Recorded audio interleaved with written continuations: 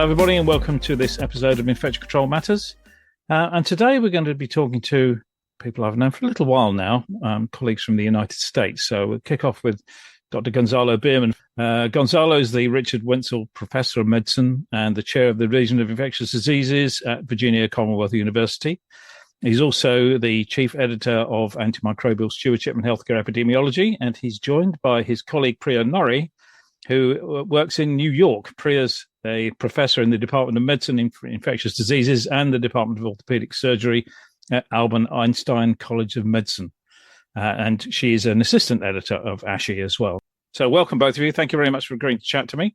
Thank you, sir. Thank you for the invitation. Yeah, huge pleasure to be back in the United Kingdom, virtually, that is. Virtually, yeah. It's been too long. Yeah. So what we're going to be talking about today, Gonzalo a few weeks ago let me know about a book that he and Priya had just published. They were editors of it, and it's called Courageous Leadership in Infectious Disease and Public Health During Challenging Times. And although it's not specific to a particular challenging time, I was wondering if it was going to be a COVID-related book, but it's not, because the publishers very kindly sent me a copy to peruse, and I found it fascinating. So can I kick off and ask one of you, and I don't mind who, where did the idea for this book come from? Oh my gosh, so many conversations, so many observations of the world around us, and I think a certain synergy of ideas where we may have attended certain talks or heard certain people speak and say, you know what, we need to work with that person in some way, or we need their message down on paper. And we kind of came across a couple of folks like this over time, and we said, wouldn't it be really cool to get them all together in some way and publish a book and have that be kind of a gift to the public health community in perpetuity, and a place for them to kind of discuss everything that just happened or things that continue to unfold. And so I think that's at least my perspective of how this came together. What about you, Gonzalo? What do you think? Sure, I would agree. And I think the genesis also is from being, kind of professional partners at ASHI in the journal. As you know, we've published career sections in ASHI's, in ASHI, or Antimicrobial Stewardship, Healthcare Epidemiology. And they are kind of essays, meditations on people's careers, very much in the question answer format. And we thought that was working well, and perhaps we could translate that into a book. And, that was really kind of the beginnings of it. And surprisingly, we found a publisher that was interested. So, I mean, did you do it through actual interview, or did you do it through written questions? Because it reads like interview, it reads like discussion. Would that be right? Well, I'm happy you said that, because we actually did it through interview, kind of like we're doing now. But we did send people the questions in advance, and we were able to modify questions as necessary. But we try to make it as conversational as possible. And I think a lot of it comes also from, I've certainly like newspaper articles or magazine articles that are in question answer format. I found those attractive, and I think Priya likes those also. So we try to emulate that a little bit, or as much as possible as we could. What are your thoughts, Priya? Yeah, the other aspect of this is we know these are very important, busy people. And so we wanted to incentivize this by making it as easy as possible. And so I think it was Gonzalo's idea to Zoom record and then transcribe those. And then we use a little bit of AI help to clean up those transcripts and then get them published. Yeah, it definitely reads like discussion. In fact, a couple of them, you almost felt like you were sitting next to them in a bar having a chat, which some quite informal discussions as well. So, I think that captures people in a way that giving a formal lecture or for them to write a formal piece doesn't get. And that's what I liked about it. It was more, so you're getting more of the experience rather than a formal, I'm giving you a presentation on this topic.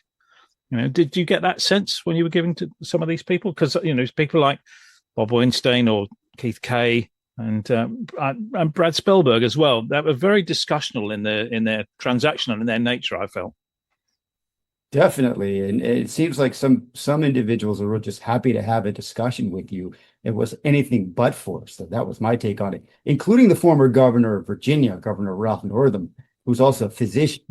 And he governed the Commonwealth of the state of Virginia during COVID. So it was interesting how conversational he was with us for a person who'd spent really was at a pretty high level of public office in the United States. Have you ever actually met somebody working in the field of infection prevention or infectious diseases who isn't quite happy to discuss it? Because to be honest, I haven't. That's a good point. But most in fact, shutting them up sometimes can be an issue. Yeah, right. There are some who are, however, seem to be less conversational, or rather do things more formal, like a PowerPoint presentation or formal essay, which is not what we were going for. I don't know, No. Priya, what are your thoughts on that? I think we selected, at least for this round, folks who are used to communicating well and are really good on their feet for the most part. Some, I think, adhered to the questions and really thought those out, their responses in advance, while others are like, ask me anything. I don't even know if they looked at the questions in advance. And so it was a nice sort of buffet of all different styles of communicating. But I think what they all have in common is a lot of shared leadership experiences and therefore lessons learned, and a certain way of really breaking through in communicating, whether it's on paper or in this kind of format. And so there's some theme to the whole thing in terms of, all right, this is how it's done kind of thing. And now that's a nice segue into my next question, because I was going to ask you about themes. This isn't a thematic analysis or a qualitative piece of work, but what was your feeling about the themes, the common themes that emerged, and others, and occasionally maybe a theme that came around by only one or two people, but actually significant that maybe others didn't mention? So let's go for the high level first. What did you think came up most strongly from most people? Well, I would say that for many, their paths to success in their respective fields of infectious disease was commonly meandering. It wasn't necessarily what was, I plot out every step and within X number of steps, I will achieve greatness. That's number one. And number two is that a lot of people were inspired because of either trials or tribulations that they didn't choose, but were thrust upon them, and found their voice and realized that setting the agenda and following through on those things, albeit difficult at times and many times halting for them with fits and starts, was something that was really kind of their professional focus. It really, I wouldn't want to say all consuming, but I want to say that it really became something that really was their why statement as to why they were doing something. Priya, your thoughts? I'll add that I think authenticity was held in very high regard by these folks in terms of their own leadership style. And so one of their main takeaways was you have to level with people. You can't gaslight them. You can't just tell them what they want to hear. You have to accept and be very clear and open when you've miscalculated or made a mistake, and explain how you're going to course correct. And a lot of that was a lesson from the pandemic, but, can be applied to so many situations as we're constantly in some type of crisis or other. I mean, now in the States, of course, I'm sure people have been following, but the impacts of federal policy and healthcare are going to be really fast moving. We're going to have to, it's another crisis, really. And so these lessons of being very clear and transparent, not gaslighting your patients, your colleagues, and making sure to course correct in the most transparent way. I think that was a big lesson from all of these folks. I really did pick up on that, because I'm not sure that's true of fields that aren't public health and infectious disease related. I've found in some fields you might think you might need to course correct, but to course correct can be a sign of weakness. Whereas I've always personally found it as a sign of strength to say, okay, I was wrong. And therefore we need to go about this in a different way. But I have come across some colleagues who will know people will lose confidence in this if we course correct and say we were wrong. What do you feel about that? Well, I think that if you truly are in the wrong, then the appropriate thing to do is to course correct and acknowledge that, show some humility, and show that you care by way of being humble. It's like sometimes you have to just acknowledge that. I think I've heard you say this, Martin, is lagiat. It seemed like a good idea at the time. Yeah. I've heard that acronym before. And maybe Islagiad is no longer Islagiad in the present time, so to speak. So you have to change course. But we do at the same time admire those who will stay on a path, even if that path is halting or seemingly fleeting, but in the end pays dividends because of the impact they had later on, or because of the changes that resulted because of those initiatives. And those are covered in various chapters. Yeah, I mean, it's not a question of being wrong and having to change your mind. This is right. I'm fairly sure I'm right, and if I am right, the evidence will eventually, back me up, and things will work out. And there were several stories of perseverance and picking people sticking to track in the honest belief that this is going to go the right way, and sometimes in a controversial manner. But controversy, as Mike Edmonds said, is that just means there's not enough data to support something. It doesn't mean to say it's wrong to say it's controversial. You just can't definitively say that's correct. Yeah, absolutely. And what we didn't want this book to be about was COVID. Not that COVID couldn't be mentioned. I mean, if that was one of the themes of someone's professional focus, trials, tribulations, even wins and victories, that's fine. But we didn't want this to be a COVID related book on challenging times. We wanted challenging times to be really a diversity of challenging times. It actually spans decades if you read the book. It's not necessarily the present tense. No. Although, as Priya alluded to, there's a certain kairos to it, like the right timing now, because when we started on this, there was no Donald Trump in the office. And now, now that he's in the White House, a whole new challenges have arisen that we Volume 2 is going to be seriously impressive, I think. Yeah, volume 2, we'll have to do the pub conversations though. Follow up in person and in pub Zoom. I don't know. What are your thoughts on that? Yeah, I was going to kind of shout out 2 interviews in particular on this theme.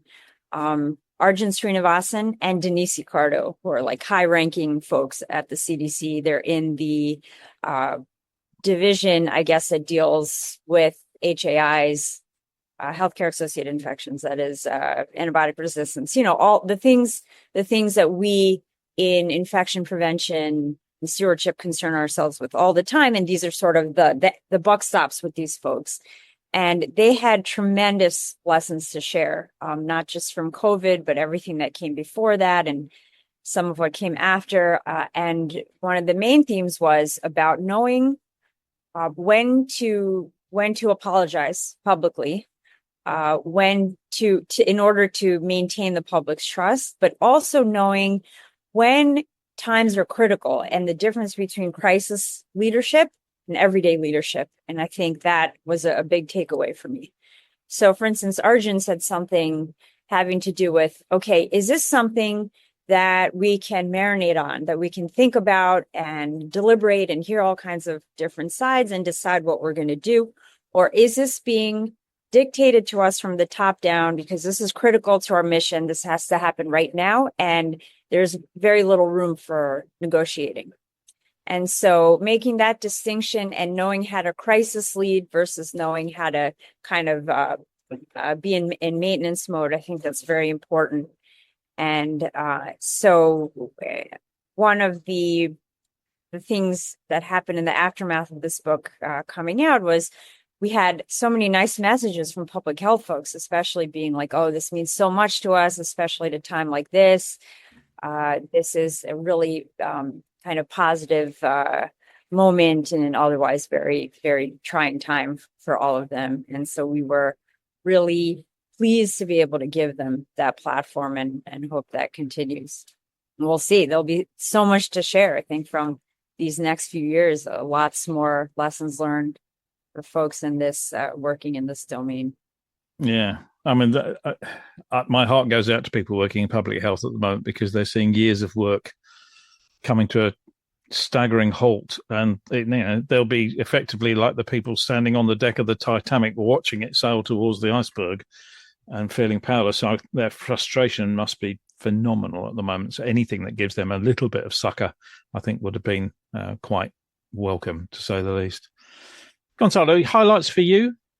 Chapters you particularly enjoyed? So one of the chapters that I enjoyed, in full disclosure, these 2 gentlemen were very informative and influential for me in my career, were Dr. Richard Wenzel and Michael Edmond. And they're in chapter 10 on really setting the agenda in public health. And the title of the chapter really says it all about setting the agenda, and that frequently we as infectious disease specialists or public health specialists or infection preventionists can be a little too passive. And they were very aggressive at a certain time in 2003, actually. And they were vehemently opposed to the initiative in the United States at that time when George Bush launched the Iraq War of doing pre-event vaccination of the population for smallpox because of the concerns of bioterror. And they, I wouldn't say single-handedly, but mostly the ones that changed that narrative and stopped the pre-event vaccination of individuals or people at risk or healthcare personnel in the United States for smallpox. And they did that through through a lot of public communications, but with a significant backlash from the mainstream media. We're talking like CNN, New York Times had some pretty negative commentaries about them. And it's not easy to see your name in print in that fashion, but they were steadfast and they were right in the end. It wasn't necessary. There was no real smallpox. I guess no real smallpox threat. And if we had done mass smallpox vaccinations, we could have easily predicted significant side effects in the vaccinated population from that vaccine. That was unnecessary. That was a good point. That unfortunately, that situation would be very unlikely to occur at the moment. That you'd have to stop them vaccinating. Right. It's around the other way now. The other way now. Get people to get vaccinated now, right? Yeah. What I got from it as well is that these are people who they're sharing their experience and their tips, if you like, and their advice in this informal manner. And it's there for all time now. So when people go back and look at this, they'll see actually there's a lot of good points. Like Bob Weinstein's, talk about education is great, but it's not enough. Sure. And I do remember a quote from him that I can't remember who put it up. I might have been Bill Jarvis put it up at a conference that said, if you can choose between a behavioral intervention and a gizmo, go for the gizmo every time. So he was still, recognizing that trying to change people's behavior is difficult. And I don't think it's just people's time either. I think it's about getting people on board. Mike Edmund quoted, you have to get people to want to follow you if you're going to be a leader. And I think that's really important as well. What characteristics do you think of people get out of this book that would help them become a successful leader? Because there was a couple of points I picked up on, but let's see what you think. Priya, did you want to start? Because people aren't born leaders, are they? They don't intend to become leaders. That's what I got from Hilary Babcock's section. Suddenly she was promoted into an area where she wasn't the subject expert, and her natural instinct was, I've got to learn everything about all these things actually, no, you're just managing now. You're leading them. You don't have to know this. Other people will know that. So you find yourself in this situation. So sorry, Priya, I interrupted you. No, I'm so glad you mentioned Hilary, because there are a few very special female leaders. I was going to call them ladies, but in this for this conversation, let's call them female leaders. And they had a very unique perspective on how they took circuitous paths to leadership, or they may not have felt ready, and there's a lot of imposter syndrome wrapped up in that. And one of the things that Hilary said, which is a huge lesson for, and she really lives by this, and I know this from a lot of her mentees, don't let yourself today be the enemy of yourself in the future. So if an opportunity comes your way and it seems interesting to you, and it seems like something, putting all else aside, all challenges aside, something that you very much want to do and aligns with your interests and goals, then say yes and figure out the rest later. And don't say no today, and then in 5 years you regret the decision that past you had made for future you, if that makes sense. So just go by your heart. Don't overcalculate things. Don't overthink these opportunities that come your way. I see this a lot, especially among junior folks, where they just really, you present them with a really exciting opportunity and they just deliberated on it too much, and they want some extra time to think about, all right, well, can I do this? How am I going to let other things go? If it sounds cool, go for it. We'll figure it out. And I think that was a huge lesson for women by women that I got out of this this book. I think that nicely goes back to what Gonzalo said earlier about people's career paths being somewhat meandering, doors open and you choose to go through or not. And taking a chance, I think, is a good thing. Gonzalo? Yeah, so I think what Priya was saying is that there's an element of courage in those decisions, right? Because it's not entirely clear what the outcome's going to be. And as in many things in this world, if there's no risk, there's really no reward. We don't want to be reckless, but if you're completely risk averse, you're not going to impact much. The other thing I would add to that is authenticity is really important. You can't be faking it. You really can't. You have to be authentic in how you comport yourself and what you choose to do. Being clear about the values. I mean, we all know as scientists and epidemiologists that we want to make data-driven decisions. I mean, that's important. But frequently there's no data to make the decisions or not enough data. So you have to be clear on the values and understand that sometimes there are missions that are really greater than just your individual goals or greater than the person. The one I want to highlight is the Professor Mahmoud Bouta, who I believe is from Brighton and Essex University there in the United Kingdom. And his focus on unhealthy supply chains to me was staggering. I never thought of infection prevention wants to be part of the problem, but being part of the entire milieu of the unhealthy supply chains and the disposable society and infection prevention society we live in.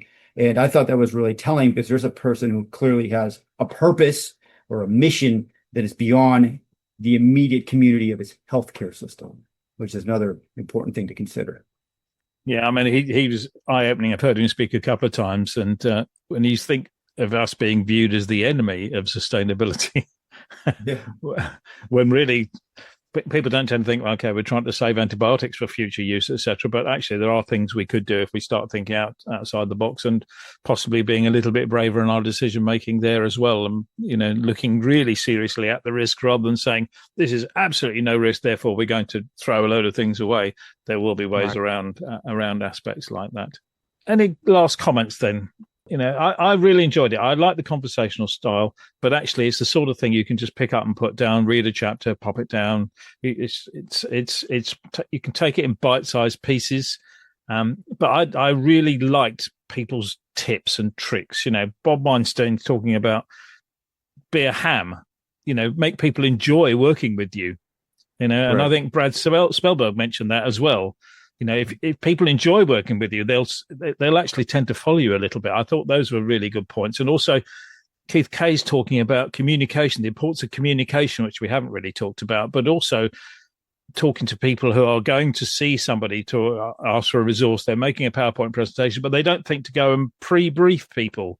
So often the first time they hear about this request for a resource is at a meeting with a PowerPoint presentation where the instinct is to go, no, because I haven't really had time to think about it. Whereas if they're in pre-briefing, lots of little tips like that I think people will find very valuable. You could easily go back to it and just think, I'm going to reread that chapter because there's some important pieces in there for me. Oh, there are a lot of nuggets of wisdom across multiple chapters from varied perspectives. And we're proud of that. I mean, I think Priya and I are both excited to have published a book on this topic, particularly at a time when I've been told no one reads books anymore. I'm not sure if that's entirely true, but that's pretty much the thought out there. So maybe people will learn about it or from it by this podcast, which is much more digestible than the book. But we're excited about it. And thank you so much for the questions, Priya. I did want to shout out some of the young folks that we had contribute to this book. I should say younger because, in medicine, we're all at the age of retired NBA players by the time we're just getting started.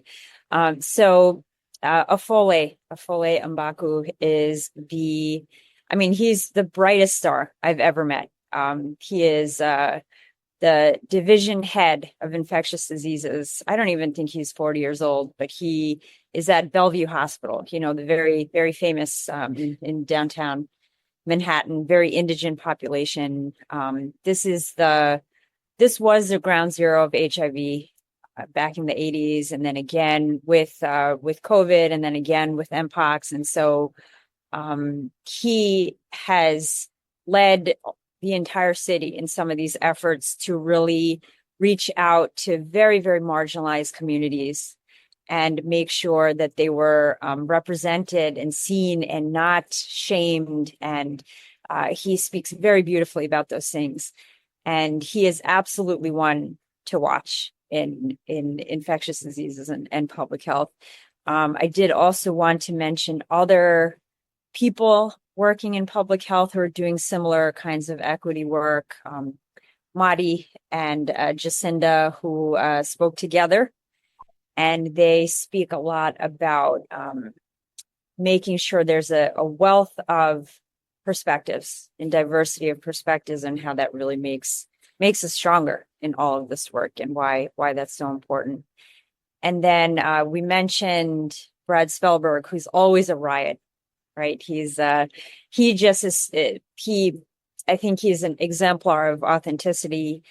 He says what he's thinking. He's frequently right, but it sometimes takes the rest of us years and decades to come around to what he's saying.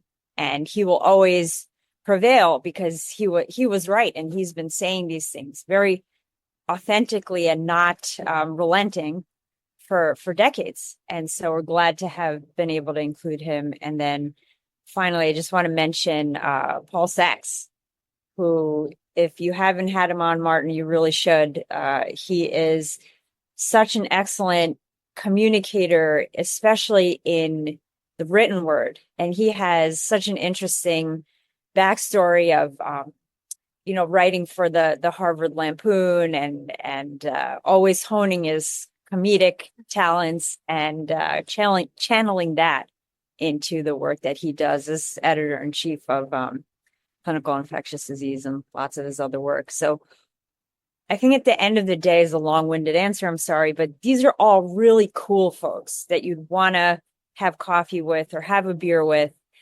And that really comes across very authentically, whether or not we ask them the right questions or not. And that's why this clicked, I think. And that was the magic here, is that all of these folks are just really wonderful people. I mean, Gonzalo, I don't know if you want to speak about the governor and Peter Hotez, how special those interviews were for us. Well, those are two huge luminaries. And in the interest of time, I'll say that the governor of Virginia had a very unique perspective, since he was both a practicing physician and then the governor. And then Peter Hotez, who's really probably the United States premier vaccine scientist, who's been under some significant attack by the anti-vaccine community, and how he's been steadfast in his science and his belief, his promotion of high quality science.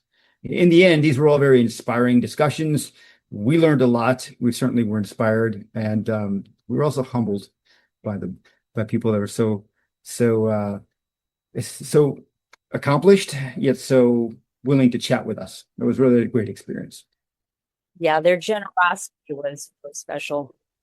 Yeah, I mean, it highlights the critical importance of public health. And I think people are going to find out over the next couple of years, unfortunately, just how important public health was and should be again. So I wish you luck in that respect. And thank you both for your time. I've really enjoyed chatting to you as ever, and hopefully catch up with you in person in the not too distant future. So thank you very much for agreeing to chat to Gonzalo, Priya. Thank you. Thank you for joining on. Cheers.